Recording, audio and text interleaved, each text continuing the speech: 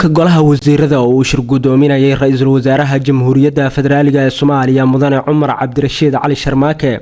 ayaa looga hadlay arrimo badan oo ay kamid yihiin arrimaha ammaanka iyadoona warbixin looga dhageystay wasiirada gaashaandhigga iyo waliba amniga qaranka kuwaas oo ay kamid yihiin howlgallada ka socda dalka gaar ahaan weerarkii maalinimadii Jimcaha ay ka dhacay hoteelka Maka Al Mukarrama ee magaalada Muqdisho iyo waliba dabagalyadii ay wadeen guddigii loo xil saaray baarista weerarkaasi. golaha wasiirada ayaa sidoo kale dhageystay warbixin ay keentay wasaaradda caafimaadka Soomaaliya taasoo ku saabsan dawo ay dawladda Sacuudiga ugu deeqday dalkeena iyo sida ay u maamushay wasaaradda caafimaadka iyadoo si faahfaahsan looga hadlay. dhinaca kale golaha wasiirada ayaa ansixiyay hindisiye sharciyeedka la dagaalanka argagixisada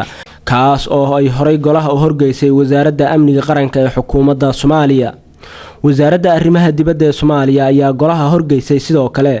soo jeedin ku aadan in la magacaabo dhowr safiir oo safaaradahoodu xilligan ay bannaan yihiin inkastoo maanta aysan golaha wasiiradu arrintaasi go'aan rasmi ah ka gaarin. Axmed Cumar Sheekh Nuur, Hon Cable TV, Muqdisho.